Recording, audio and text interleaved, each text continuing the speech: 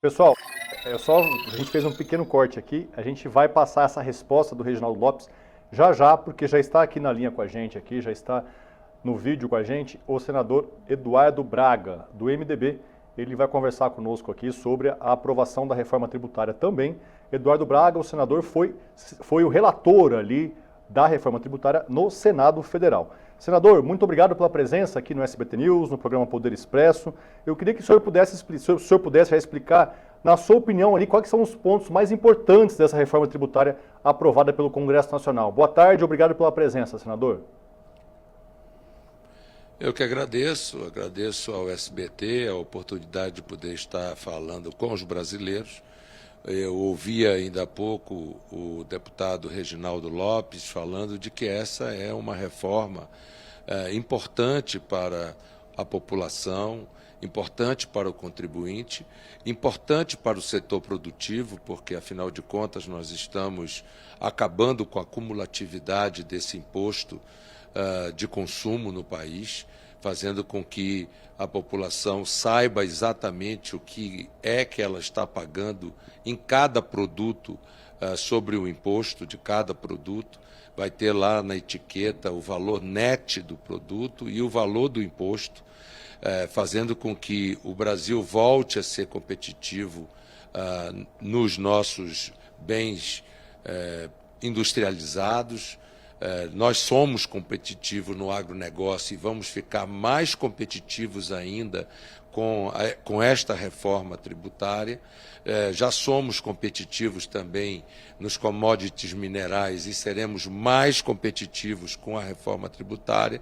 Portanto, é uma reforma tributária que, de um lado, vai gerar emprego, renda, e, de outro lado, vai, ao longo do tempo, combatendo a sonegação, reduzindo o contencioso jurídico tributário brasileiro, que é gigantesco em função do emaranhado de legislações que o Brasil tem nos bens de consumo.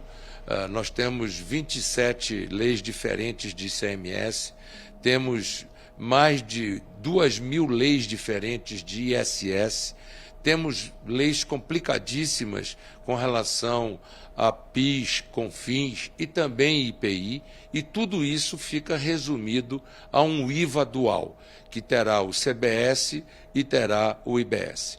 Além disso, será implementada toda uma nova tecnologia que simplificará muito e agilizará muito a questão dos créditos e débitos para o setor produtivo e também para o contribuinte, porque estamos inovando com o cashback.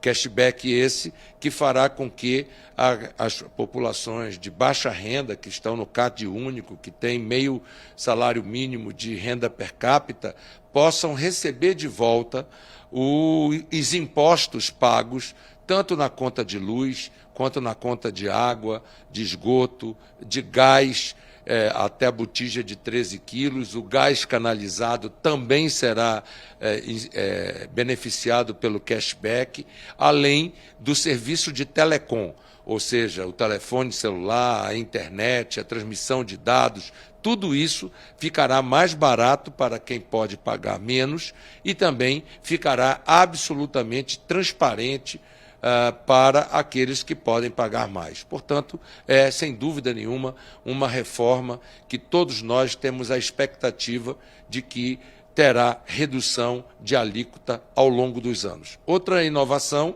é de que, a cada 5 anos, essa legislação será revisitada pelo Congresso Nacional para que nós possamos averiguar o que aconteceu de bom ou de ruim para que nós possamos aprimorar. Portanto, essa é uma lei dinâmica, como é dinâmica a economia brasileira.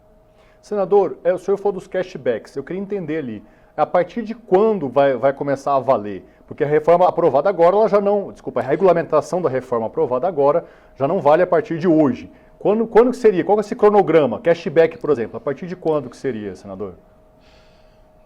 Não, primeiro nós vamos ter em 2026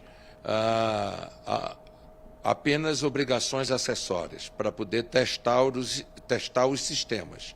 como nós sabemos, são sistemas inovadores que necessitam de organização e método e que vai juntar impostos federais com impostos estaduais e municipais, e toda essa sistematização precisará ser testada sem ter nenhum prejuízo para o consumidor e muito menos para o setor produtivo. Portanto, em 2026, nós faremos apenas o dimensionamento da arrecadação sem que haja a implementação de nenhum boleto de pagamento tributário dessas obrigações acessórias que teremos, mas teremos o dimensionamento. A partir de 2027, começa então a plenitude do CBS e apenas 0,1 do IBS. E esse 0,1 do IBS é para que nós possamos continuar analisando a expectativa de arrecadação. E dependendo do resultado da expectativa desta arrecadação, será então, no final de 2027, para valer a partir de 2028, estabelecida a alíquota padrão. Porque hoje, essa alíquota padrão que está aí sendo dita é apenas uma previsão. Nós achamos, e eu sou um daqueles que acho otimistamente, de que com a redução da sonegação e com a redução do contencioso jurídico, nós vamos ter, ao longo dos anos, paulatinamente, a queda dessa alíquota padrão, porque mais pessoas estarão incluídas na base, a economia brasileira passará a ser absolutamente formal, porque tudo será feito de forma eletrônica, tudo será feito de forma digital, automatizado, e que, portanto, nós teremos uma redução, não tenho dúvida, dessa alíquota padrão ao longo dos anos. E a cada 5 anos, como eu disse ainda há pouco, haverá uma revisão. A partir da implementação da alíquota completa, padrão, aí sim estaremos implementando o cashback. E aí é fundamental dizer que, no caso do IBS, que é um imposto estadual e municipal, foi estabelecido apenas um piso mínimo de 20%, mas cada governo terá autonomia para ampliar esse cashback até 100% do IBS. Por exemplo, na questão da água e do esgoto, do saneamento, que aqui no Senado foi aprovado a redução da alíquota para 40%, mas a Câmara entendeu que não deveria ter essa redução, e para que não haja desequilíbrio no contrato das concessionárias, que estão espalhadas pelos municípios brasileiros, e não ter desequilíbrio econômico-financeiro nesses contratos, eu estimulo, peço aos governadores que possam aumentar o cashback para 100% do IBS na conta de água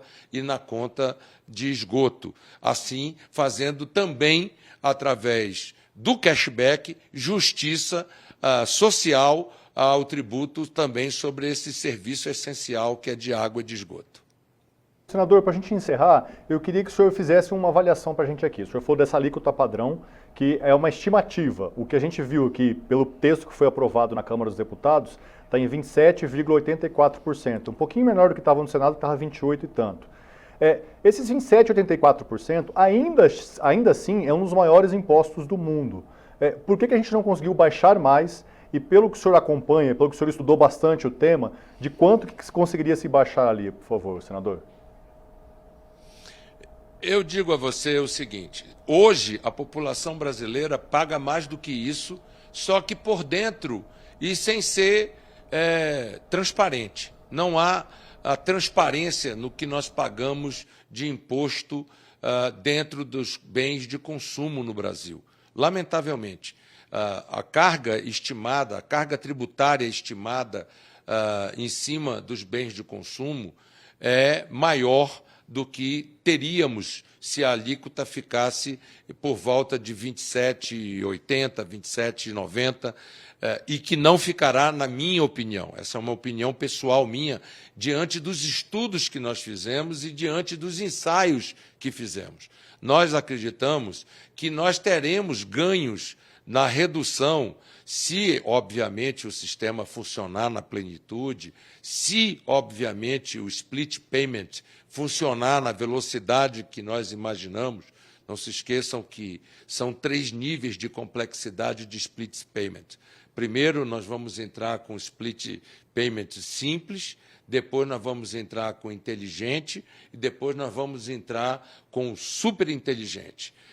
Portanto, eu acredito que se esse split payment efetivamente cumprir o papel de nós reduzirmos a quase zero a sonegação, e se a segurança jurídica, a transparência, a simplificação significar uma redução expressiva no contencioso jurídico tributário, imagine que as 26 maiores empresas brasileiras têm um contencioso tributário superior a R$1 trilhão. Você imagine se isso deixar de ser contencioso e isso passar a ser arrecadação dos diversos níveis de governo, do governo federal, dos governos estaduais e dos governos municipais. É óbvio que a alíquota vai baixar.